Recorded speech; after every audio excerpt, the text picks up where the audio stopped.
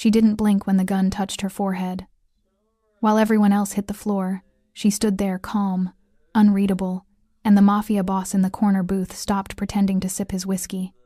Then she moved, and in 3 seconds the robber was on the ground. And that's when Christopher Santiago decided she wasn't just a waitress, she was an opportunity. If this story pulled you in, go ahead and subscribe so you never miss what's ahead. I've got another unforgettable story coming tomorrow. And while you're here, drop a comment and tell me where you're watching from. I love seeing people tuned in from all over the world. Okay, let's get back into it. The neon signs outside cast shifting patterns of red and blue across the rain-streaked windows of the bar. It was 11:47 p.m. on a Tuesday, the kind of night when the city felt empty even when it wasn't. When the rain turned everything into a watercolor of reflections and shadows.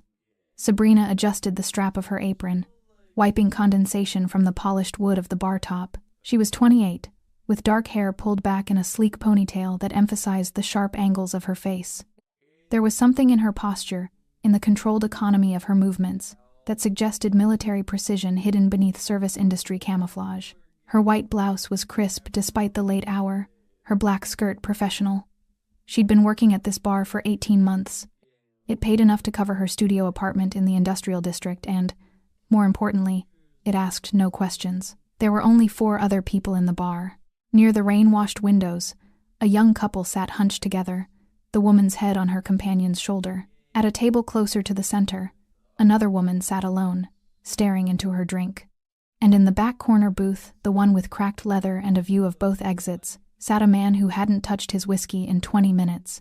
Sabrina had noticed Christopher Santiago the moment he'd walked through the door. Black suit jacket left unbuttoned, no tie. Dark hair slicked back from a face that could have been handsome if it wasn't so carefully blank. Tattooed hands wrapped around a glass he never actually drank from. He didn't look at her directly, but she could feel his awareness like static electricity before a storm. He came here twice a week. Always the same booth. Always alone. Always watching everything. She'd learned not to stare back. The door slammed open at 11:52 p.m. Rain swept inside on a gust of cold air. A figure in a black hoodie and ski mask burst through, handgun raised, voice cutting through the low hum of background music. "Everybody down, now!" The couple at the window dropped immediately, ducking beneath their table. The woman sitting alone let out a strangled gasp and slid from her chair, hands covering her head. Christopher Santiago didn't move. His posture shifted almost imperceptibly, shoulders lowering slightly, eyes tracking the gunman's movements with the focused attention of a predator assessing threats. Not afraid, calculating. And Sabrina remained exactly where she was behind the bar, one hand still resting on the polished wood, her expression as neutral, as if someone had asked her for a menu. The masked man's gun swung toward her. "You! Open the register! Move!" She didn't. The robber crossed the space between them in 3 aggressive strides, his boots squeaking on the wet floor. He pressed the barrel of the pistol directly against her forehead, close enough that she could smell cigarettes and nervous sweat on his clothes. "I said move." Sabrina's eyes didn't even flicker toward the weapon. Her breathing remained steady, unhurried. Her hands stayed loose at her sides. Behind her, the neon signs painted her white blouse in alternating shades of red and blue. The silence stretched. 3 seconds. 5. 10. From the corner booth, Christopher Santiago slowly sat up straighter, his full attention now locked on the scene unfolding before him. The robber's hand was shaking now, the gun trembling against Sabrina's skin. "What's wrong with you? Are you crazy?" She still didn't respond, didn't blink, just looked at him with those dark, unreadable eyes. The gunman's panic was escalating, his breathing grew ragged. When his attention shifted just for a heartbeat toward Christopher, his voice rising in pitch. "You, in the booth, get down." Christopher didn't respond. He simply watched, his tattooed hands still wrapped around his untouched whiskey, his expression revealing nothing. And that's when Sabrina moved. Her right hand shot up, fingers closing around the robber's wrist with surgical precision. She twisted outward, using his own momentum against him as he instinctively tried to pull back. The gun jerked away from her face. In the same fluid motion, she stepped inside his reach, her left hand coming up to strike his elbow joint. His grip failed. The weapon clattered to the bar top. Before he could process what was happening, she had pivoted behind him, sweeping his legs. He hit the floor hard, the air exploding from his lungs. She stepped back immediately, her movements controlled and economical, and kicked the pistol across the floor where it skidded to a stop near the center of the room. The entire sequence had taken less than 3 seconds. The bar fell silent except for the robber's gasping breaths and the steady drumming of rain against glass. Christopher Santiago stood slowly, his considerable height unfolding from the booth. He walked toward the fallen weapon with measured steps, his expensive shoes clicking on the hardwood. He bent, picked up the gun with his tattooed hands, and ejected the magazine with practiced efficiency before setting it on a nearby table, well out of reach. Then he turned to look at Sabrina. She stood behind the bar, her ponytail slightly loosened, her white blouse still pristine. Her chest rose and fell with normal, controlled breaths, not the gasping panic of someone who'd just been held at gunpoint, not even the elevated breathing of someone who'd just been in a fight. Just calm, absolute calm. "Who are you?" Christopher asked quietly. Before she could answer, the robber scrambled to his feet and bolted for the door, stumbling into the rain-soaked night. Neither of them moved to stop him. The couple emerged from beneath their table. The woman who'd been sitting alone was already dialing 911 with shaking hands, but Christopher Santiago didn't look away from Sabrina Sales. And Sabrina, for the first time that night, allowed the faintest shadow of something not quite a smile, but an acknowledgement to touch the corner of her mouth. "Just a waitress," she said. Christopher's eyes narrowed slightly, because they both knew that was a lie. The police arrived 12 minutes later, their red and blue lights adding to the neon chaos already painting the rain-soaked windows. 2 uniformed officers took statements from the couple, who couldn't stop talking about how the waitress had just destroyed that guy. The woman who'd been drinking alone had already left, sliding out during the confusion, unwilling to be caught up in paperwork. Sabrina answered the officers' questions with the same calm precision she'd shown during the robbery itself. Yes, she'd felt threatened. No, she didn't know the assailant. Yes, she'd acted in self-defense. Her voice was steady, professional, almost bored. She gave them her information, declined the offer of a victim advocate, and assured them she was fine. Christopher Santiago had retreated to his booth during the police interview, but his eyes never left her. When the officers finally departed with promises to follow up, the couple gathered their things and hurried out into the night, leaving only the 2 of them in the bar. Sabrina returned to wiping down the counter, her movements resuming their earlier rhythm as if nothing had happened. "We're closed," she said without looking up. "I haven't finished my drink." Christopher's voice carried from the back booth, low and measured. "You haven't started it." A pause. Then, observant. She did look up then, meeting his gaze directly for the first time. In the shifting neon light, his face was all sharp angles and shadows, his dark eyes intelligent and dangerous. The tattoos on his hands extended up his forearms. She could see the edges of intricate designs disappearing beneath his rolled sleeves. "You should go," she said. Instead, he stood and walked to the bar, settling onto one of the stools directly across from her. Up close, she could see the details the distance had hidden: the small scar above his left eyebrow, the silver ring on his right hand, the way his suit jacket fit perfectly across his shoulders. This was a man who understood the power of presentation. He pushed his untouched whiskey across the polished wood toward her. "Drink with me. I'm working." "No, you're avoiding." His eyes studied her face with unsettling focus. "Where did you learn to move like that?" Sabrina set down her rag and crossed her arms. She knew who Christopher Santiago was. Everyone in this part of the city did. You didn't run legitimate businesses and carry yourself like a loaded weapon. You didn't command that kind of silent authority without a reputation preceding you. "Self-defense classes," she said flatly. "That wasn't self-defense." He leaned forward slightly. "That was tactical disarmament, military technique, and you assessed threat angles before he even finished coming through the door. I watched you position yourself." She held his gaze, neither confirming nor denying. "Your father," Christopher continued, his voice dropping lower. "Was he military?" The question landed like a physical blow, though her expression didn't change. But Christopher saw it anyway, the microscopic tightening around her eyes, the half-second delay before she responded. "What do you want, Mr. Santiago?" So she knew his name. "Interesting. To understand what I just witnessed," he said simply.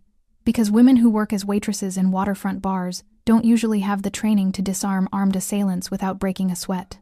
Sabrina reached for the whiskey he'd pushed toward her. She took a small sip, feeling the burn, using the moment to decide how much truth to give him. When she set the glass down, her decision was made. "My father was a military officer. Later, he trained security forces. I grew up learning firearms, tactical awareness, hand-to-hand combat. Her voice remained steady, matter of fact. He believed everyone should know how to protect themselves, especially his daughter. Past tense, Christopher noted. Was. He died 4 years ago. No emotion in her voice, but something flickered behind her eyes. Heart attack, and you left that life. I left that life, she confirmed. I wanted something different, something quiet. Christopher glanced around the bar, the worn booths, the flickering neon, the lingering smell of spilled beer and rain-soaked clothing. This is quiet? This is invisible, she corrected. Nobody looks at a waitress. Nobody asks questions. Nobody expects anything except service and a smile. But the skills never leave you. No, she met his eyes again. They don't. They sat in silence for a moment. The only sounds the rain against the windows and the hum of the beer coolers behind the bar. Christopher Santiago was studying her the way someone might study a complex equation, trying to understand how all the pieces fit together. That robbery wasn't random, he said finally. Sabrina's expression didn't change, but her attention sharpened. What do you mean?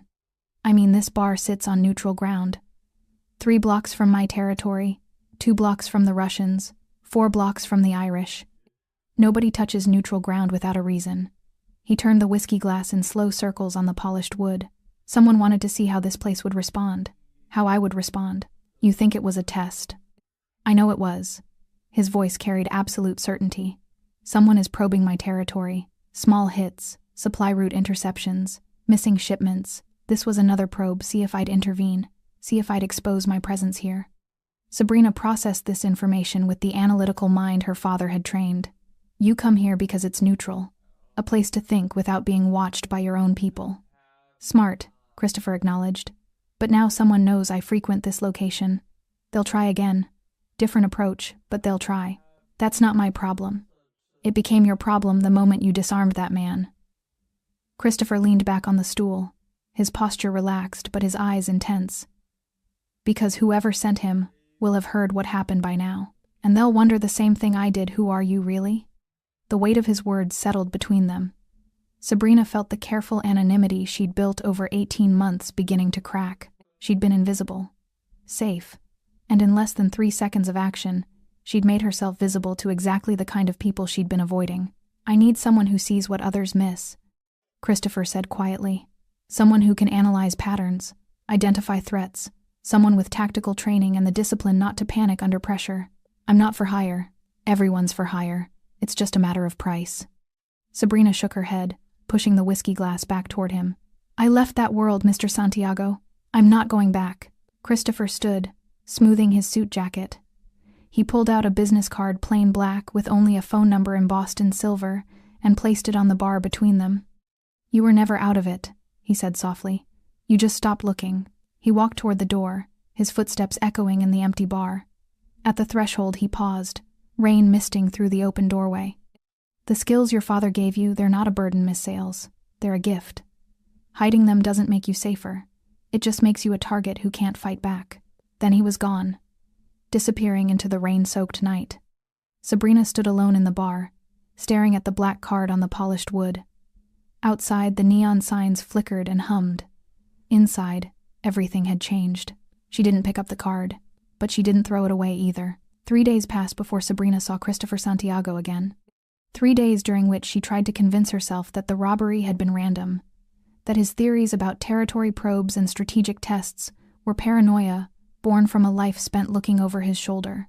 3 days of serving coffee and clearing tables and pretending that black business card wasn't burning a hole in her apartment drawer. But on Friday night, when she arrived for her shift at the bar, she knew immediately that something was wrong. The owner, Tommy Restrepo, a 60-year-old former boxer with cauliflower ears and hands like catcher's mitts, was standing behind the bar with his arms crossed, his usually jovial face tight with tension. We got a problem, he said without preamble.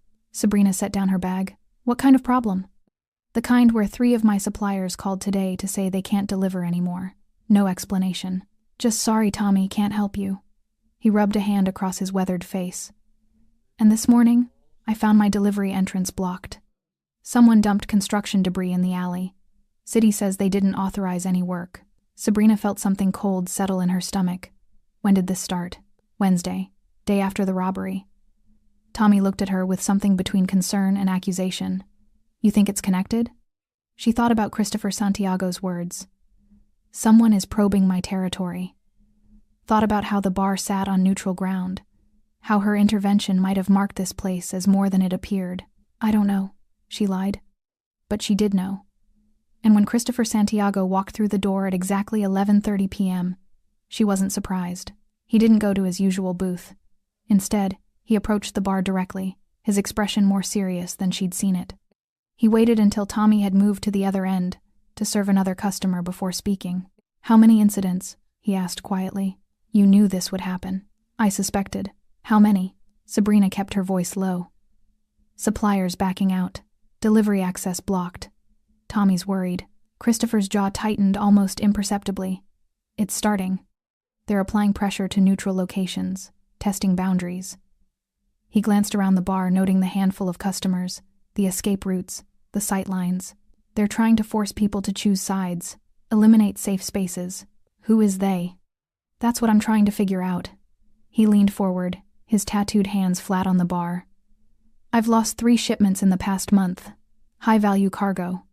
The routes were secure, but somehow they knew exact timings, exact locations.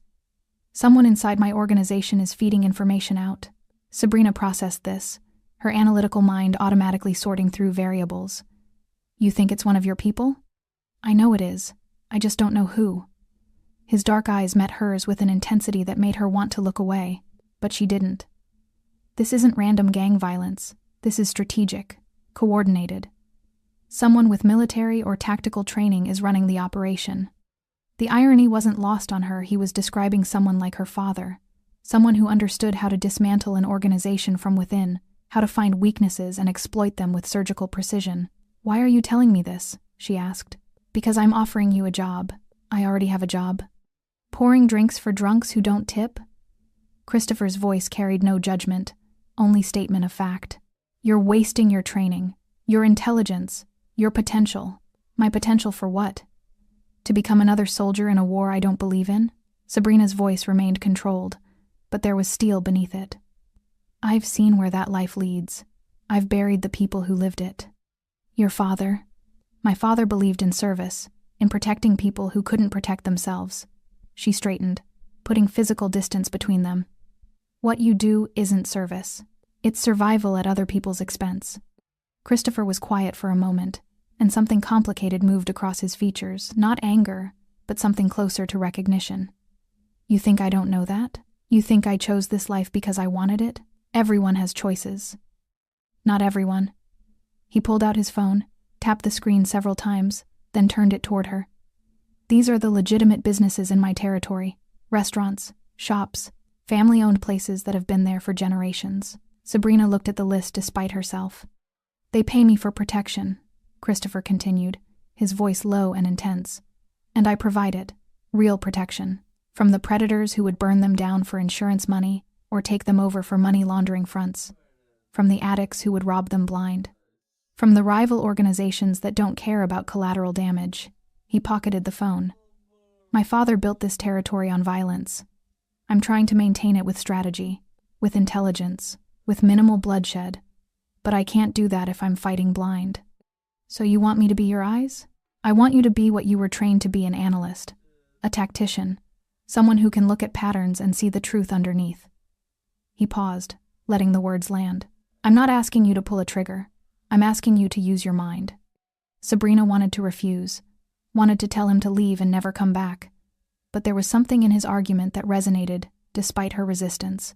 Her father had taught her that skills carried responsibility, that choosing not to use them when people needed help was its own kind of moral failure. Those businesses you protect, she said slowly. What happens to them if you lose this territory war? They get absorbed by whoever takes over. And whoever's coming after me doesn't share my philosophy about minimal violence. Christopher's expression was grim. The last neighborhood that fell to the Russians? 3 shops burned, 2 owners hospitalized, 1 family deported when immigration raids mysteriously targeted their block. The calculated cruelty of it made Sabrina's stomach turn. This was the world she'd tried to leave behind, the world where violence was currency and people were collateral damage. I can't be what you need, she said quietly. Christopher studied her face for a long moment, then nodded slowly, and reached into his jacket and withdrew an envelope, placing it on the bar between them. That's the registration and insurance documents for this bar, he said. Tommy's 3 months behind on his protection payments. I've been covering them because this is neutral ground and I respect that.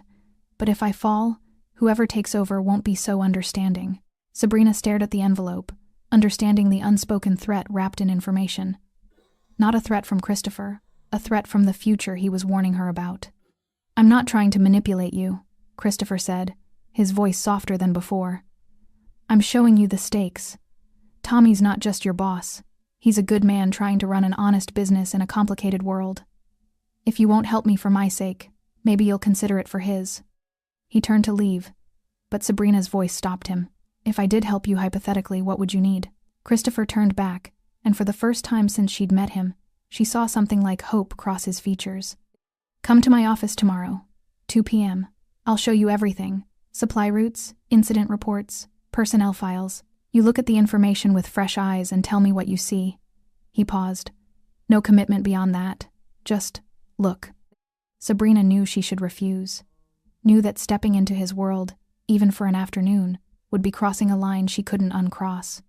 But she thought about Tommy's worried face, about the families who owned those shops, about her father's voice in her head. Skills carry responsibility. Just an analysis, she said finally. Nothing more. Just an analysis, Christopher agreed. After he left, Sabrina stood behind the bar, staring at the envelope he'd left behind. Outside, the neon signs painted everything in shades of red and blue. Inside, she felt the careful walls she'd built beginning to crumble. She'd left her old life behind. But her old life, it seemed, had finally caught up with her. Sabrina didn't sleep that night. She lay in her studio apartment, staring at the water-stained ceiling while traffic sounds filtered through the thin walls. The space was small, barely 300 square feet, but it was hers, clean, anonymous, safe. A Murphy bed that folded into the wall, a kitchenette with 2 burners, a bathroom where the shower leaked if you turned the pressure too high. It wasn't much, but it had been enough, until now. She kept thinking about Christopher Santiago's words, about Tommy's face when he'd talked about losing his suppliers, about that envelope with the protection payment records inside it. Most of all, she kept thinking about her father. Colonel Raphael Sales had been a complicated man, stern but loving, demanding but fair. He'd taught her to shoot when she was 12, to analyze tactical situations by 14, to understand that violence was sometimes the only language that prevented greater violence. He'd trained security forces in 3 countries, consulted on anti-corruption initiatives, believed deeply in using force to protect the vulnerable. Skills are tools, mija, he'd told her once while they were running drills in the backyard. They're not good or evil. That's determined by what you build with them. She'd left that life after he died. Left it because watching him give everything to causes that never seemed to change anything had broken something in her. Left it because she was tired of analyzing threat matrices and violence probabilities.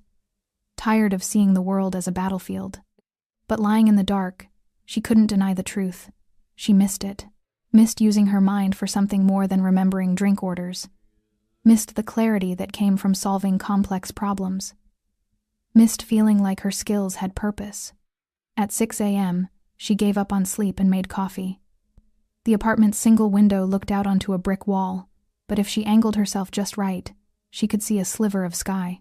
Dawn was breaking gray and overcast, promising more rain. Her phone sat on the counter, Christopher's business card propped against it. Just an analysis, she'd promised. One afternoon looking at his files, applying her training to his problem, then walking away. She could do that much, couldn't she? By noon, she'd almost convinced herself. She showered, dressed in dark jeans, and a simple black sweater, not trying to impress, just trying to look professional. She was pulling her hair back into its usual ponytail when her phone buzzed.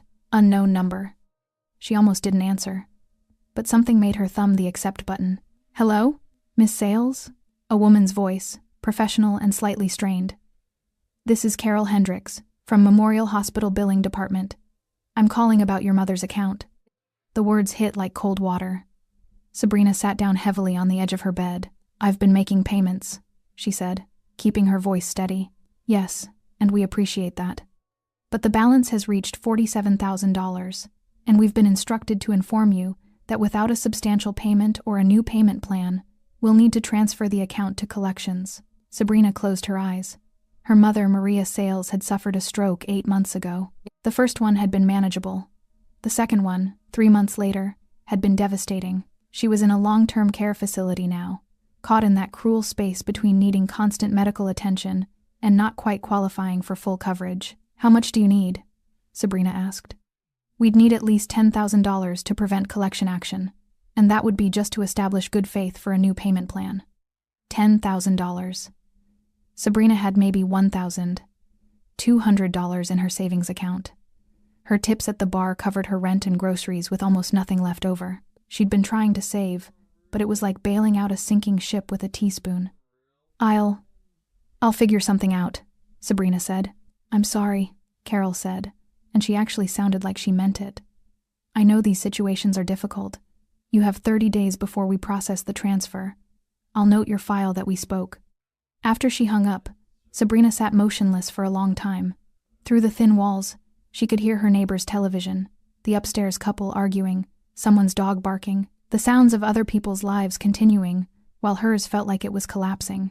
She thought about her mother, once vibrant and fierce, now trapped in a body that barely responded. Thought about the last time she'd visited, how her mother's eyes had tracked her face but couldn't form words.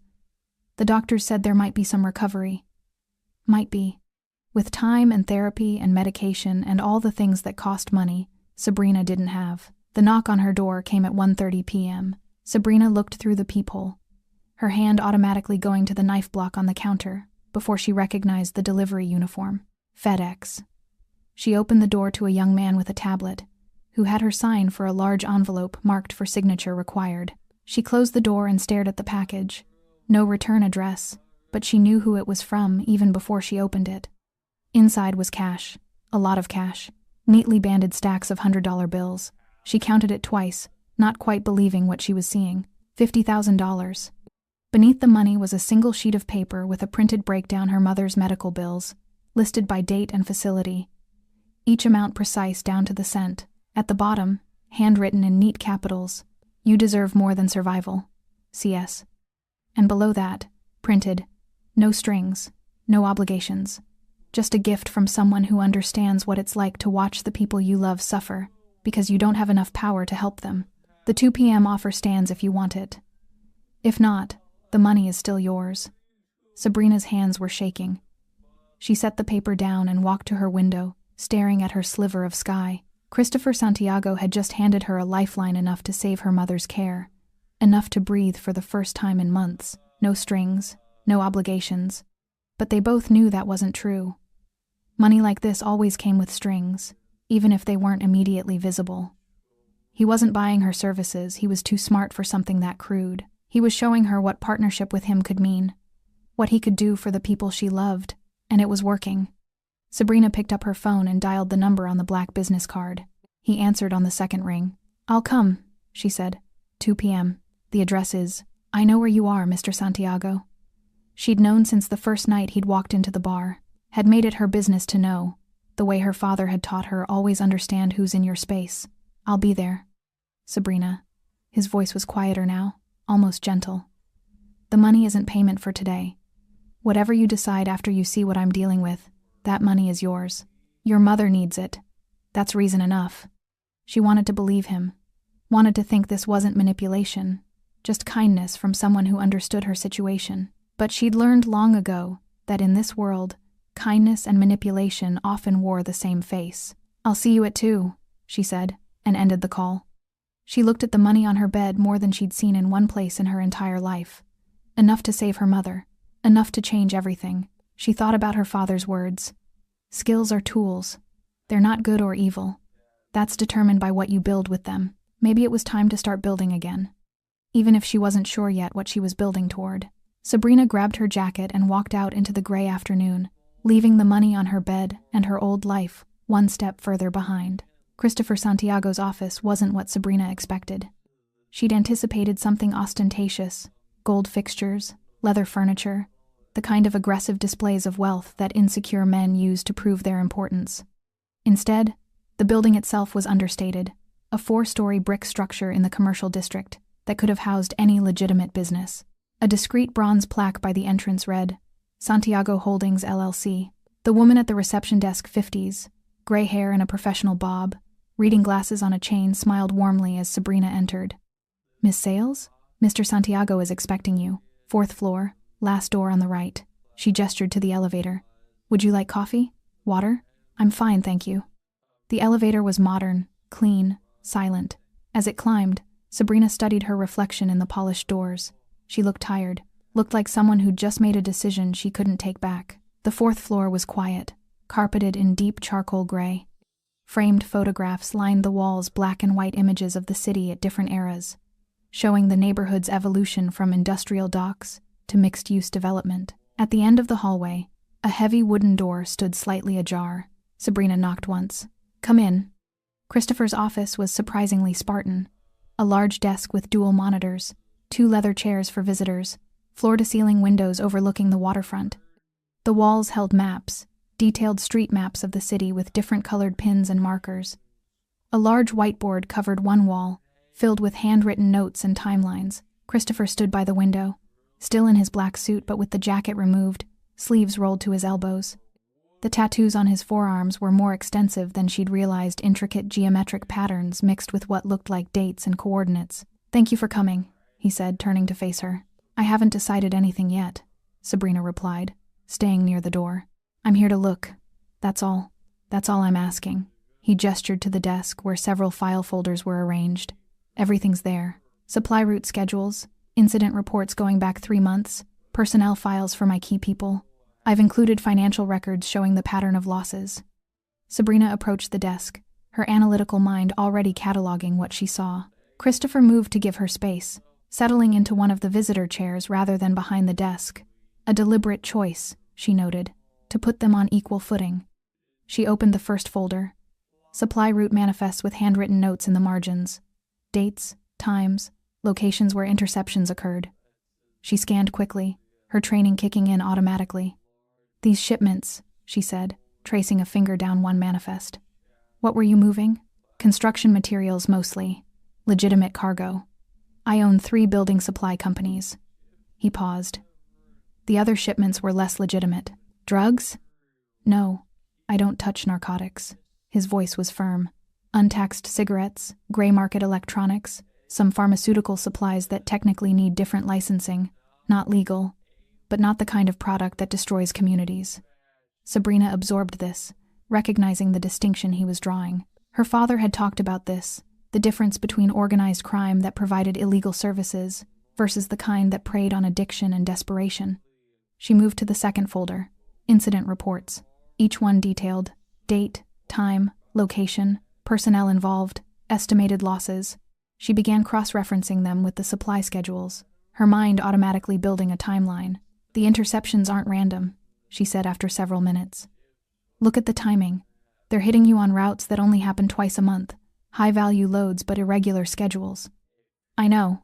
Christopher leaned forward.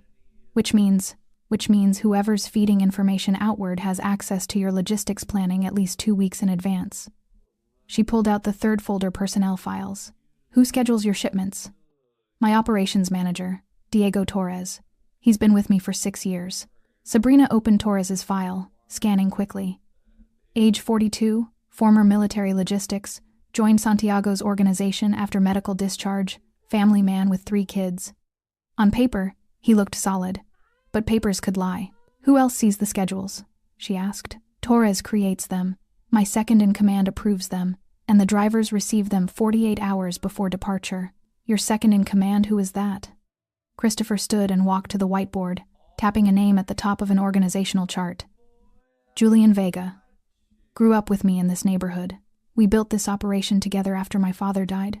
Sabrina studied the whiteboard, seeing the hierarchy Christopher had created. It was more structured than she'd expected.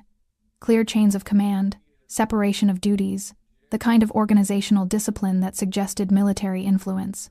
Your father ran things differently, she observed. It wasn't a question. My father believed in fear and loyalty. I believe in efficiency and mutual benefit. Christopher's voice carried complicated emotions. He left me an empire built on blood. I'm trying to transform it into something sustainable, something that doesn't require constant violence to maintain. Sabrina returned to the incident reports, laying them out in chronological order. She pulled out her phone and began photographing each one, zooming in on specific details. "What are you doing?" Christopher asked.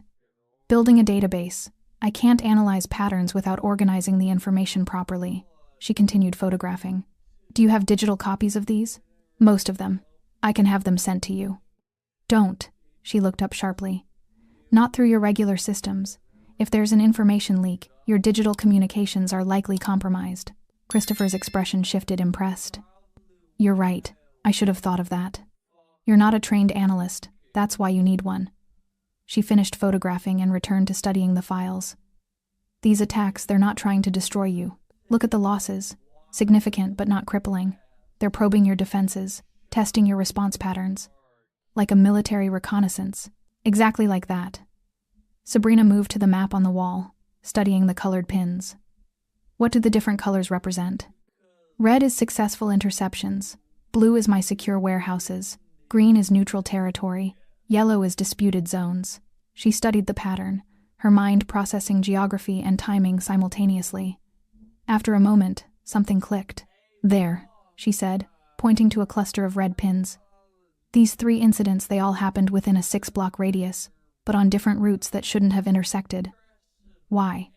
Christopher came to stand beside her, close enough that she could smell his cologne, subtle, expensive. He studied the map intently. "Those routes were alternates," he said slowly. "Backup plans in case the primary routes were compromised. Which means whoever's leaking information doesn't just know your plans, they know your contingencies, your backup protocols." She turned to face him. "That's not someone stealing documents, Mr. Santiago. That's someone who thinks like you, who understands your strategic decision-making." The implications settled between them. Christopher's jaw tightened. "Julian," he said quietly. "He's the only one who knows my full thinking, the only one I discuss strategy with, your best friend, since we were 12 years old." Sabrina saw the pain in his eyes, the betrayal cutting deeper than any business loss. She recognized it because she'd felt it before, when people her father trusted had turned their backs after he died. "I need to see more," she said. "Communication logs, financial records for your key personnel, surveillance footage from the interception sites if you have it." "You're staying?" She met his gaze. "I'm analyzing. That's what you paid for." "I didn't pay for anything. You gave me $50,000. I gave you a gift. This," he gestured at the files spread across his desk. "This is separate. If you help me, it's because you choose to, not because you owe me." Sabrina wanted to believe that, but she'd learned that debt came in many forms, and obligation didn't always announce itself. "I'll need a secure location to work, somewhere not connected to your regular operations." Christopher nodded slowly. "There's an apartment 2 blocks from here. Top floor. It's clean, never been used for business. I can have it ready in an hour. And I'll need access to Julian Vega's movements over the past 3 months, discreetly." "Done." Sabrina looked back at the map, at the pattern of attacks forming a noose around Christopher's territory. Someone with tactical training was dismantling his organization piece by piece, and she was the only one who could see it happening. Her father's voice echoed in her mind. "Skills carry responsibility." 1 week, she said. "Give me 1 week with full access to your information. I'll tell you who's betraying you and how to stop them." Christopher extended his hand. 1 week. She shook it, feeling the calluses on his palm, the strength in his grip. She'd just entered the lion's den, and she had no idea if she'd walk back out. 5 days. That's how long it took Sabrina to piece together the truth. 5 days of working from the secure apartment. Christopher had provided a minimalist space with hardwood floors, a single desk facing windows that overlooked the harbor, and absolutely nothing personal to suggest anyone had ever lived there. 5 days of cross-referencing incident reports with personnel movements, analyzing financial transactions, building timeline after timeline until the pattern became undeniable. Julian Vega wasn't the traitor. He was too obvious, too perfectly positioned. Every piece of evidence that pointed to him was just slightly too convenient timestamps that aligned too neatly. Financial transfers that left clear trails. Communication records that practically screamed guilt. Someone wanted Christopher to suspect his oldest friend. The real traitor was Diego Torres, the operations manager. But he wasn't working alone. Sabrina had found the proof buried in metadata from surveillance footage. Torres consistently arriving at the office 15 minutes before he claimed to, just long enough to access schedules before official timestamps recorded his presence. She'd traced his phone's GPS data through social media posts from his family, discovered patterns that placed him in locations he shouldn't have been, and she'd found the offshore accounts, carefully hidden but not carefully enough. But Torres was just the leak. Someone else was running the operation. Now, on the 5th night, Sabrina sat across from Christopher in his office, while rain hammered the windows. She'd spread her evidence across the desk, printed documents, highlighted financial records, a detailed map showing Torres's movements overlaid with the attack locations. Christopher studied everything in silence, his jaw tight, his tattooed hands clasped together. "Diego," he said finally. "I trusted him with my family's contact information, with my mother's medical schedule." "I'm sorry," Sabrina said, and meant it. "Who's he working for?" "I don't know yet. The money flows through 3 shell companies before it disappears, but whoever's paying him has resources. Professional resources." She pulled out her phone, showing him a photo she'd taken of Torres entering a warehouse on the eastern edge of the city. "He went here yesterday, stayed for 47 minutes. This warehouse isn't registered to any of your companies or your known competitors. It's neutral territory. Old storage facility that's been empty for months." Christopher's eyes narrowed. "Or supposedly empty. I think we should find out who's really using it." "We?" Christopher looked at her, something shifting in his expression. Sabrina realized what she'd said. Not, "you should find out." "We." She'd crossed another line without meaning to, from analyst to participant. "I've come this far," she said quietly. "I want to see it through." Christopher was silent for a long moment. Then he stood, pulling his jacket from the back of his chair. "Tomorrow night. I'll arrange a meeting at that warehouse. Tell Diego I want to discuss new security protocols. He'll alert whoever he's working with, and we'll see who shows up." "That's a trap." "Yes. It's also dangerous. If you're wrong about the location, I'm not wrong." Christopher's voice carried absolute certainty. "And I won't be going alone. I'll have 4 men with me. Good men I've known since childhood." Sabrina felt uneasy ripple through her. "If Torres suspects he'll warn them. They could set their own trap. Let them try." Christopher's expression was hard now, the dangerous man beneath the strategic thinker showing through. "I'm done playing defense. Time to draw them out." The warehouse loomed against the night sky like a tombstone. 4 stories of corrugated metal and broken windows, surrounded by a chain-link fence that had been cut open in 3 places. Sabrina crouched in the passenger seat of Christopher's car, parked 2 blocks away, watching through binoculars as his black SUV pulled up to the main entrance. She wasn't supposed to be here. Christopher had been explicit. She was the analyst, not the soldier. But something in her gut had screamed warning all day, and she'd learned long ago to trust those instincts. So she'd followed at a distance, parking where she could observe, but not be seen.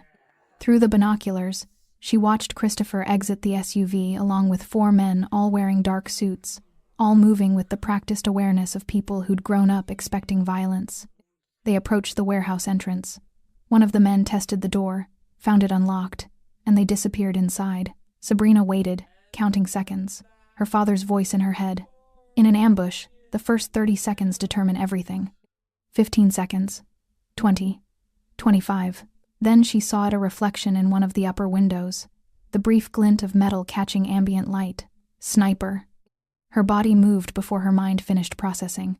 She was out of the car, sprinting toward the warehouse, her phone already dialing Christopher's number. It rang once, twice. Gunfire erupted. Not the sharp crack of a precision rifle, but the rapid staccato of automatic weapons. The warehouse's windows lit up with muzzle flashes.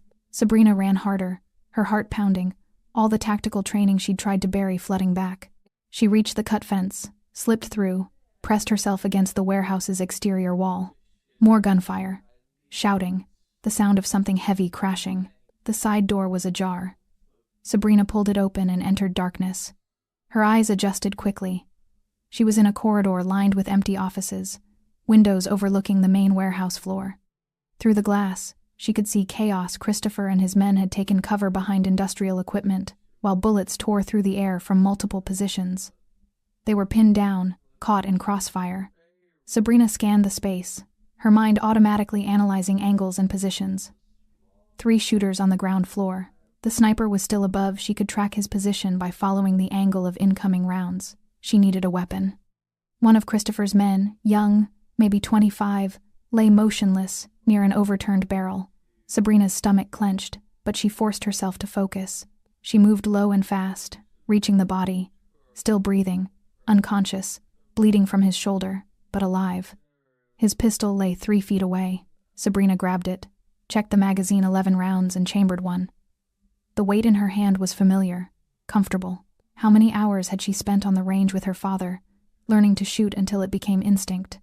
She heard footsteps above her, the sniper repositioning. Sabrina found the stairs, took them 2 at a time, controlled breathing, keeping her heart rate steady. 2nd floor. 3rd. The footsteps were closer now, moving toward the broken windows overlooking the warehouse floor. She reached the 4th floor and saw him, a man in tactical gear, rifle trained downward, completely focused on the targets below. He hadn't heard her approach. "Drop it," Sabrina said, her voice steady despite the adrenaline flooding her system. The sniper spun, faster than she expected, bringing the rifle around. She fired twice. Center mass. The way her father taught her, the sniper dropped. Sabrina didn't wait to confirm the kill. She ran to the broken window, assessed the situation below. Christopher was behind a concrete pillar, bleeding from his upper arm. 2 of his men were providing covering fire while the 3rd dragged the unconscious one toward an exit. The 3 ground-level shooters were advancing, sensing victory. Sabrina picked up the fallen rifle, checked the scope, and made her choice. She'd told herself she'd left this life behind, that she'd never use these skills again. But watching Christopher, the man who'd given her the means to save her mother, who'd trusted her with his vulnerabilities about to be executed, changed everything. She sighted through the scope, exhaled slowly, squeezed the trigger. The first shooter went down, the other 2 scattered, looking for the new threat. Sabrina sighted again, fired. The 2nd shooter fell. The 3rd one ran, abandoning the ambush, disappearing through a far door. Silence fell over the warehouse, broken only by the sound of rain on metal. Sabrina lowered the rifle, her hands steady, her mind clear. She'd crossed the final line. There was no going back now. She descended the stairs and walked onto the warehouse floor. Christopher was struggling to his feet, his left arm pressed against his side where blood seeped through his white shirt. He saw her approaching with the rifle and stopped moving, his expression unreadable. "You weren't supposed to be here," he said. "I know. You saved my life. I know." They stared at each other across the debris-strewn floor, sirens beginning to wail in the distance. Sabrina felt the weight of what she'd just done settling onto her shoulders, not guilt exactly, but the knowledge that she'd become someone different than she'd been an hour ago. Christopher crossed the space between them, ignoring his wound, and looked at her with something she'd never seen in his eyes before. "Who are you?" he asked for the 2nd time since they'd met. This time, Sabrina had an answer. "Someone who doesn't run anymore," she said. The safe house was in a neighborhood Sabrina didn't recognize, narrow streets, lined with brick row houses, far from Christopher's usual territory. He'd given terse directions to his remaining men, sent the wounded to a private doctor he trusted, and dismissed everyone except her. Now they were alone. The house's interior was sparse but clean, a living room with worn furniture, a kitchen that looked unused, stairs leading to a 2nd floor. Christopher moved to the bathroom without a word, leaving a trail of blood drops on the hardwood. Sabrina followed, her training overriding everything else. She found him sitting on the edge of the bathtub, trying one-handed to remove his jacket. His white shirt was soaked red on the left side, his face pale but controlled. "Let me," she said. He didn't argue. She helped him out of the jacket, then carefully peeled away the shirt. The wound was on his upper arm, a deep graze that had torn through muscle but missed the bone. Painful and bloody, but not life-threatening. "You need stitches," Sabrina said. "There's a medical kit under the sink." She found it professional grade, the kind that suggested this wasn't the first time this house had been used for emergency treatment. She pulled out gauze, antiseptic, a suture kit, and set everything on the counter with methodical precision. "This will hurt," she warned. "It already hurts." Christopher watched her prepare, his dark eyes tracking her movements. "Where did you learn field medicine?" "My father believed in comprehensive training." Sabrina soaked gauze with antiseptic. "If you can't get to a hospital, you need to keep yourself alive until you can." She began cleaning the wound. Christopher's jaw tightened, but he didn't make a sound. His tolerance for pain was remarkable or practiced. "You didn't hesitate," he said after a moment. "In the warehouse, you took that shot without hesitation." Sabrina's hands paused briefly before continuing. No, most people would have frozen. Even trained people. Taking a life isn't. I know what it is. Her voice was sharper than she intended. She forced herself to breathe, to focus on the task. I know exactly what it is. Silence settled between them, broken only by the sound of rain against the windows and Christopher's controlled breathing as she worked. Your father, he said quietly. He wasn't just military, was he? He consulted on anti-terrorism operations, trained counterinsurgency forces in 3 countries. Sabrina threaded the needle with steady hands. He taught me that hesitation gets people killed. When you make the decision to act, you commit completely, and you made that decision tonight. Yes, she met his eyes. For you.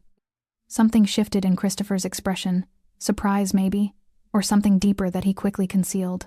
Why? It was a good question. Sabrina had been asking herself the same thing since she'd pulled the trigger. Why risk everything for a man she barely knew? Why cross the line she'd sworn never to cross again? Because you were right, she said, focusing on placing the first stitch. About me never being out of this world. About my skills carrying responsibility. And because, she paused, choosing her words carefully. Because you gave me the means to save my mother without asking for anything in return. That matters. So this was debt repayment. No, another stitch. This was choice. Christopher was quiet while she worked, but she could feel his attention on her like physical weight. She finished the suture's 8 neat stitches that would leave a scar but would heal clean, and began bandaging the wound. I had them wrong, Christopher said suddenly. I thought Julian was the traitor because the evidence pointed to him so clearly. But you saw what I couldn't. You were too close. Betrayal by your best friend made emotional sense, so you accepted evidence that confirmed your fear. Sabrina secured the bandage with medical tape. That's why you needed outside eyes. I need more than that. Christopher caught her wrist gently as she finished, stopping her from pulling away. His hand was warm despite the blood loss, his grip careful but firm. Tonight proved that. You didn't just analyze the threat, you eliminated it. You think tactically under pressure. You don't panic. What are you asking? Stay. Not as a consultant, as a partner. His dark eyes were intense, sincere. Help me rebuild what's been compromised. Use your training to restructure my security, my operations. I'll pay you more than you'd make in 10 years at that bar. Sabrina looked down at his hand on her wrist, at the tattoos that disappeared under the bandage she'd just applied, at the blood still staining his skin. 6 days ago, she'd been pouring drinks and avoiding her past. Now she was stitching gunshot wounds and contemplating a partnership with a crime lord. I don't know if I can be what you need, she said quietly. You already are. Tonight was instinct. Survival. That's different from choosing this life deliberately. Christopher released her wrist but didn't look away. Then don't choose the life. Choose what we're building. You saw my files, the legitimate businesses, the families depending on stable territory. I'm trying to create something sustainable. Something that protects more people than it hurts. But I can't do that alone. Not anymore. Sabrina cleaned the blood from her hands, buying time to think. Everything her father had taught her about tactical operations, about using force to protect the vulnerable.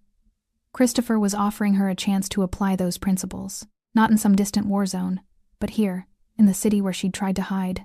Diego Torres, she said, changing the subject. We still don't know who he was working for. Whoever planned that ambush escaped. I know. Christopher stood carefully, testing his injured arm, which means they'll try again. Different approach, but they'll try. Unless we find them first. We? Sabrina realized she'd done it again, spoken as if the decision was already made. Maybe it was. Maybe it had been made the moment she'd picked up that rifle. I need access to Torres, she said. I need to question him before whoever's behind this decides he's a liability. Christopher studied her for a long moment, something like hope flickering across his features. He's being held at a property in the industrial district. I was going to handle it myself, but... He gestured at his bandaged arm. But now you're injured, and I'm the one who's combat ready. Sabrina felt a dark humor in the reversal. How good is the security on this property? Excellent. And the men watching him are people I'd trust with my life. After tonight, I'd suggest reevaluating who you trust. Present company excluded? Sabrina met his eyes. I killed for you tonight, Mr. Santiago. That's not something I do casually. If I wanted you dead, you'd already be dead. It should have sounded like a threat. Instead, It came out like a promise. Christopher smiled, the first genuine smile she'd seen from him. It transformed his face, made him look younger, less dangerous. Christopher, if we're going to be partners, you should use my first name. We haven't established that we're partners, haven't we? He moved toward the door, favoring his injured side. You're planning to interrogate my prisoner. You're thinking 3 steps ahead about security vulnerabilities. You're already committed, Sabrina. You just haven't admitted it yet. He was right, and they both knew it. One condition, Sabrina said as they descended the stairs. Name it. No more secrets. If we're doing this, I need complete transparency. Every operation, every risk, every decision that could affect innocent people. I won't be a weapon you point at problems. I'm a strategist, or I'm nothing. Christopher turned to face her, extending his uninjured hand. Complete transparency. You have my word. Sabrina shook his hand, sealing an agreement she still wasn't sure she fully understood. But she felt something she hadn't felt in years: purpose. The sense that her skills weren't just tools gathering dust, but instruments being used to build something. Tomorrow we question Torres, Christopher said.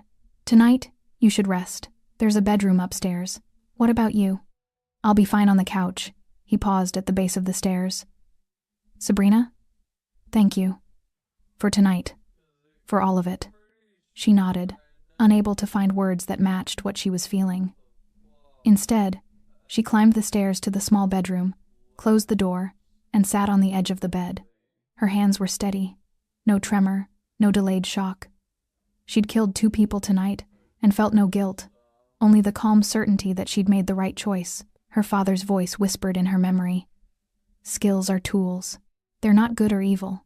That's determined by what you build with them. She was building something now. She just hoped she could live with whatever it became. Outside, the rain continued to fall, washing the blood from the city streets. But some stains, Sabrina knew, went deeper than water could reach. Diego Torres looked smaller than his file photo suggested. He sat in a metal chair in the center of a windowless room, hands zip-tied behind his back, dark circles under his eyes suggesting he hadn't slept since Christopher's men had picked him up. The room was in a building Sabrina didn't recognize: bare concrete walls, a single door, soundproofing that turned the space into a vacuum. Christopher stood against the far wall, his injured arm in a sling beneath his jacket. 2 of his men flanked the door, silent, imposing, ready. But it was Sabrina who pulled up a chair and sat directly in front of Torres. Diego, she said calmly, I'm going to ask you questions. How painful this gets depends entirely on your answers. Torres's eyes darted to Christopher, then back to her. I don't know who you are. I'm the person who killed the men you sent to ambush us. I'm also the person who found every piece of evidence proving you've been selling information for the past 4 months. Sabrina pulled out her phone, showing him screenshots of financial transactions. $40,000 wired through 3 shell companies. Want to tell me who paid you? I don't. Wrong answer. Sabrina's voice didn't rise, but something in her tone made Torres flinch. Let me explain your situation. Christopher Santiago is the civilized option. The people who paid you, when they realize you failed and got caught, they'll eliminate the loose end, which means your wife Isabella and your 3 children become leverage. Do you understand? Torres's face went pale. You wouldn't. I wouldn't, but they would. Sabrina leaned forward. Right now, your family is safe because Christopher has people watching them, but if you don't cooperate, he pulls that protection. And whoever comes for you will come for them too. It was a calculated cruelty, using a man's love for his family as a weapon. Sabrina felt the darkness of it, but she also felt the necessity. Time was running out. His name is Konstantin Petrov, Torres said, his voice breaking. He approached me 6 months ago, said he was expanding operations, wanted intelligence on Santiago's movements. Offered money I couldn't refuse. Christopher pushed off the wall. Petrov, Russian mob. He said it was just business intelligence. I didn't know they'd, Torres's words caught. I didn't know they'd try to kill you. But you kept feeding them information after the first attack, Sabrina said. After you knew what they were using it for. Torres looked at the floor. They said if I stopped, my family would pay. I was trapped. Sabrina exchanged a glance with Christopher. It was plausible the Russians were known for coercion tactics. But it didn't matter. Torres had made his choice, and people had died because of it. Where can we find Petrov? Christopher asked. He moves around, different locations. but he has a standing meeting every Friday at the Starlight Club on the east side. Private room in the back.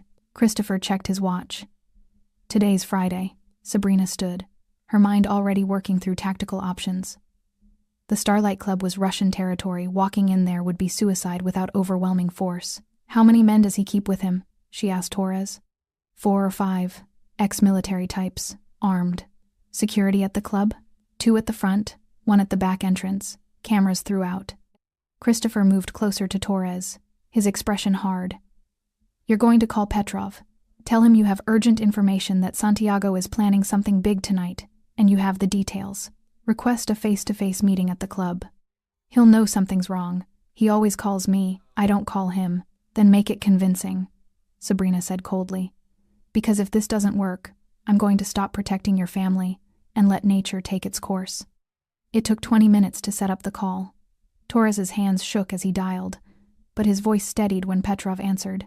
He delivered the lie smoothly. Santiago was consolidating his operations, moving high-value assets. Torres had intercepted the plans. Petrov bit. 9 p.m. at the Starlight Club. After the call ended, Christopher nodded to his men. Take him to the secondary location. Keep him comfortable, but isolated. As Torres was let out, Sabrina turned to Christopher.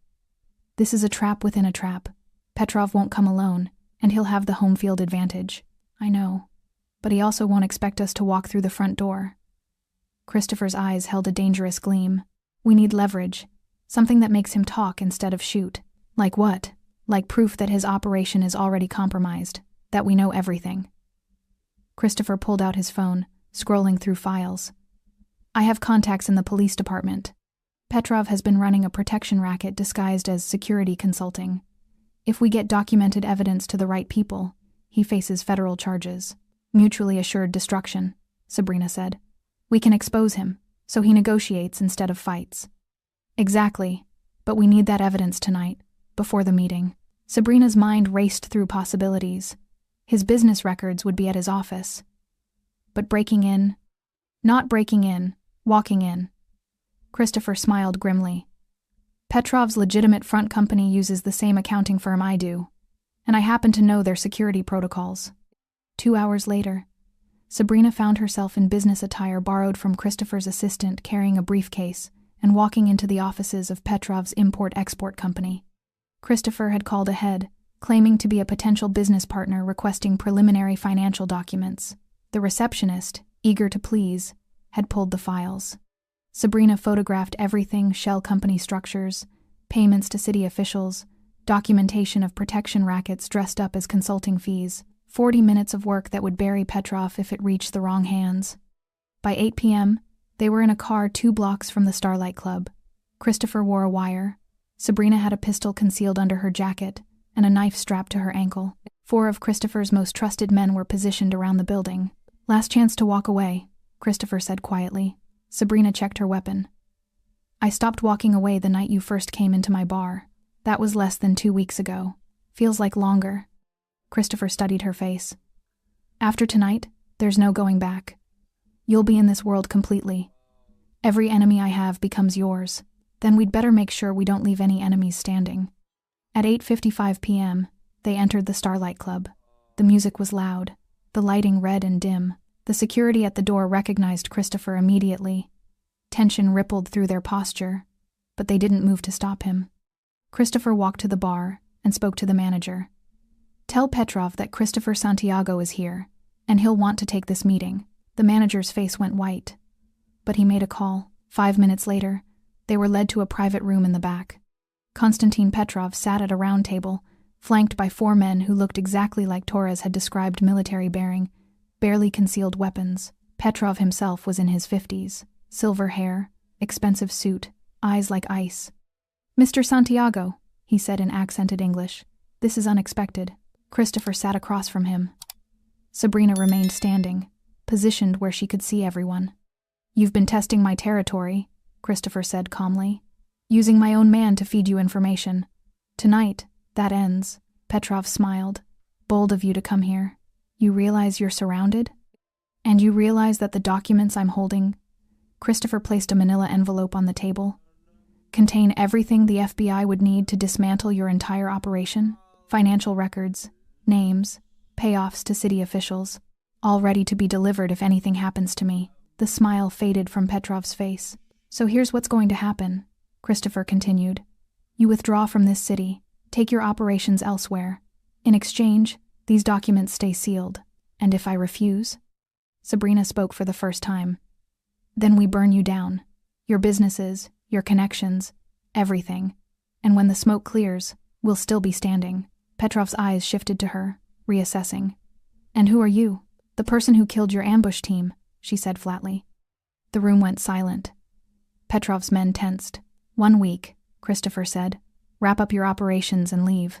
Or the documents go public and we solve this the old way. Petrov stared at him for a long moment, then threw back his head and laughed. Petrov's laughter died as quickly as it started. You think I'm afraid of papers? He leaned forward, his smile cold. You think the FBI scares me? I've been investigated before. Nothing sticks. This will, Christopher said.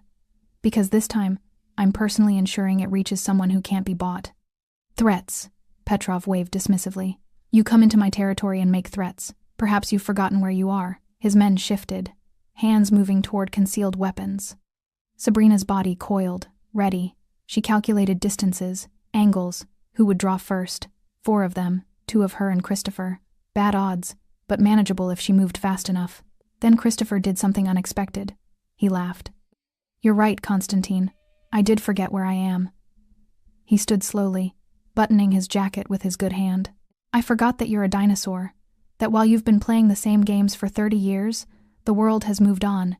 You think muscle and fear still rule this city? They don't. Information does, strategy does, and right now, I have both. Big words from a man in a room with 5 guns pointed at him. 6 guns, Christopher corrected. You're forgetting yours. But here's what you're forgetting, my people outside this building, the calls I've already made. The fact that every word spoken in this room is being recorded and transmitted in real time. Petrov's expression flickered just for a moment, but enough. You're bluffing. Am I? Christopher pulled out his phone, turned it so Petrov could see the screen. A live waveform showed audio being captured and transmitted. Waved to the camera. Sabrina saw the shift happen in Petrov's eyes, the realization that he'd been outmaneuvered. That violence now meant creating evidence of conspiracy to commit murder. That Christopher had turned this meeting into a trap. What do you want? Petrov asked, his voice flat. I already told you. Withdraw from this city. 1 week. End my existing operations? Win them down. Sell them off. I don't care. Just be gone. Petrov was silent for a long moment, his mind clearly working through options.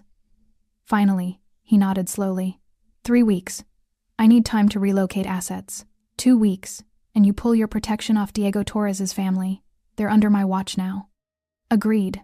Petrov stood, straightening his suit. But understand this, Santiago, you've made an enemy today. Maybe not in this city, but elsewhere. Men like me have long memories. So do I, Christopher said quietly. Which is why if anything happens to me, those documents don't just go to the FBI. They go to every organization you've ever wronged. Every family you've extorted. Every rival who'd love to see you vulnerable. Mutually assured destruction works both ways. Petrov's jaw tightened, but he extended his hand. 2 weeks. Then this city is yours. Christopher shook it. Pleasure doing business. As they walked out of the Starlight Club, Sabrina felt the adrenaline still coursing through her system. They'd been seconds away from a bloodbath, and Christopher had talked their way out of it. Outside, the night air was cool and clean. Christopher's men materialized from the shadows, forming a protective circle as they walked to the car. That was reckless, Sabrina said once they were moving. That was necessary. Christopher winced as the car hit a pothole, jarring his injured arm. Petrov respects strength, but he respects intelligence more. Shooting our way out would have started a war. This way, we won. Did we? He'll retaliate eventually. Eventually isn't now. And by the time he's ready, we'll be stronger. Christopher looked at her. Because we'll have had time to rebuild, to fix the vulnerabilities he exploited. Sabrina understood what he was really saying. They'd bought time. Time to restructure his organization with her help. Time to implement the security protocols and strategic thinking that would make future attacks harder. I need to see your entire operation, she said. Every warehouse, every business, every person in a position of authority. I need to understand the full scope before I can protect it. You'll have complete access, starting tomorrow. And Julian Vega? Christopher's expression clouded. What about him? You owe him an apology. He was loyal, and you suspected him because someone planted evidence. That damages trust. I know. Christopher's voice was heavy with regret. I'll talk to him. Explain everything. He'll understand. Will he? Christopher didn't answer. They drove in silence for several minutes before Christopher spoke again. Tonight, when Petrov's men reached for their weapons, you were ready to fight. I saw it in your stance. Of course I was ready. You would have died protecting me. Sabrina looked out the window at the city lights blurring past. Yes. Why? We barely know each other. It was a fair question. Sabrina had been asking herself the same thing. Why had she committed so completely to a man she'd known for less than 2 weeks? Why did protecting him feel less like obligation and more like instinct?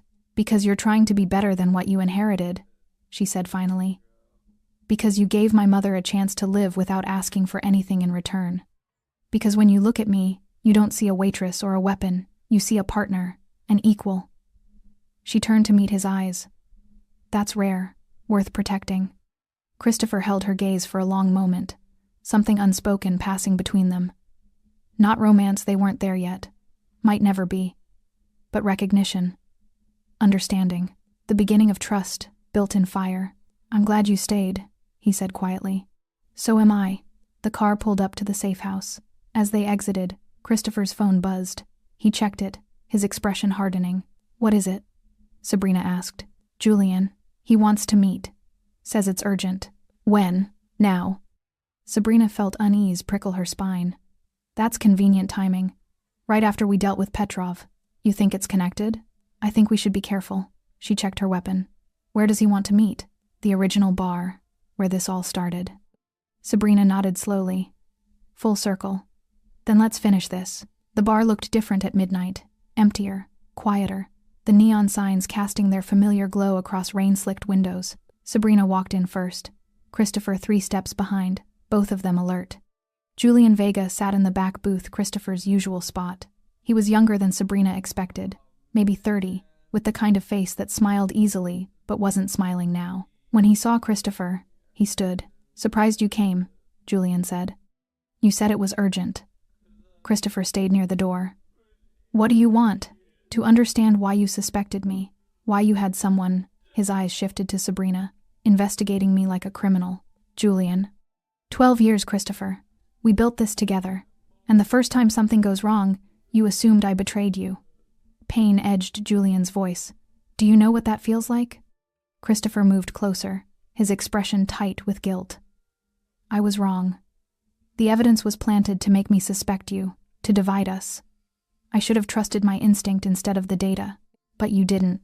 No, I didn't. Christopher's voice dropped. And I'm sorry. Truly sorry. You've earned better than suspicion. Julian was quiet for a long moment. Then his shoulders sagged. Torres. It was Diego, wasn't it? Yes. I should have seen it. He was always asking questions, always wanting details about operations. Julian shook his head. I'm the one who should apologize. This happened on my watch. It happened because someone very smart exploited our systems, Sabrina interjected. Torres was a vector, not the disease. The real threat was Konstantin Petrov. Was? He's withdrawing from the city, Christopher explained. 2 weeks, and his operations are gone. Julian's eyebrows rose. How did you manage that? Leverage, strategy. And, Christopher glanced at Sabrina, a partner who thinks 3 steps ahead. Julian studied Sabrina with open curiosity. You're the waitress who disarmed a robber. The one who figured out it was Torres. Among other things, Sabrina said. She's also the reason I'm still alive, Christopher added. The warehouse ambush would have succeeded without her. Julian extended his hand to Sabrina. Then I owe you thanks. Christopher's more than my business partner, he's family. Sabrina shook his hand, feeling the genuine warmth. This was what loyalty looked like, not blind obedience, but honest connection. The kind of bond Christopher had suspected and damaged but not destroyed. So what now? Julian asked Christopher. We rebuild? We rebuild better, stronger, with protocols that make another Torres impossible. Christopher pulled out a chair, finally relaxing. Sabrina's going to help restructure our security, implement new systems, As a consultant? As a partner, Christopher corrected. Julian looked between them, understanding dawning. You're really doing this? Leaving the bar life? Sabrina sat down across from him. I already left it, the moment I picked up that rifle. They talked for an hour about restructuring, about territory, about the careful balance Christopher was trying to maintain between protection and predation. Julian was smart, strategic, adding perspectives Sabrina hadn't considered. She understood why Christopher trusted him, why their friendship had survived even suspicion. Finally, Julian stood to leave. Welcome to the family, Sabrina. For what it's worth, I think you're exactly what we needed. After he left, Sabrina and Christopher sat in comfortable silence. The bar was closed now, just the two of them, and the neon lights painting everything in shades of red and blue. It started here, Christopher said. You, standing calm while a gun was in your face. Me, realizing you were something extraordinary. I was terrified, Sabrina admitted. You didn't show it. My father taught me that fear is information, not instruction. You feel it, process it, then act anyway. Smart man, he was. Sabrina looked at the spot where she'd disarmed the robber. Was it really only 2 weeks ago? He would have liked you, I think. He believed in using power responsibly, in protecting people who couldn't protect themselves. Is that what you think I'm doing? I think you're trying. That's enough. Christopher stood, testing his injured arm. The pain medication was wearing off. She could tell. You should go home, get some rest. Tomorrow starts the real work. What about you? I'll sleep here, in the booth where I first saw you refuse to break. He smiled slightly. Seems fitting. Sabrina gathered her jacket, but paused at the door. Christopher? Earlier, when Petrov's men reached for their weapons, you didn't flinch. You were ready to die, rather than show fear. So were you. I know. That's what scares me. How quickly I became someone who'd kill to protect what I'm building here. With you. Having second thoughts? Sabrina looked back at him, this complicated man trying to transform violence into something resembling peace. Trying to be better than his inheritance. She thought about her mother, safe in her care facility because of his gift. About Tommy's bar, protected because Christopher valued neutral ground. About all the small businesses paying for protection that was real, not predatory. No, she said. Not second thoughts, just understanding what I've become. And what's that? Someone who doesn't run from who she is anymore. She smiled slightly. Someone who doesn't blink. Christopher raised his glass in a silent toast. Sabrina nodded and walked out into the rain. The city looked different now, not safer exactly, but clearer. She understood its rhythms, its threats, its opportunities. She'd stopped hiding from her training and started using it to build something that mattered. Her phone buzzed. A text from the hospital. Your mother's care has been fully funded for the next year. All services approved. Thank you for your prompt payment. Sabrina stood in the rain, letting it wash over her, feeling the weight of choices made and accepted. She'd killed to protect what she was building. She'd partnered with a criminal to create something better than pure criminality. She'd become the person her father trained her to be, not a soldier, but a protector.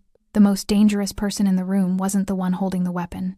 It was the one who understood fear and refused to show it. Sabrina Sales understood that now, and she would never blink again. Thanks for sticking with this story until the very end. You're the reason these stories feel alive. If you're ready for another powerful journey, just tap the next video on your screen. And before you go, leave a quick comment and rate this story from 1 to 10. I'm excited to read your thoughts and connect with you in the comments.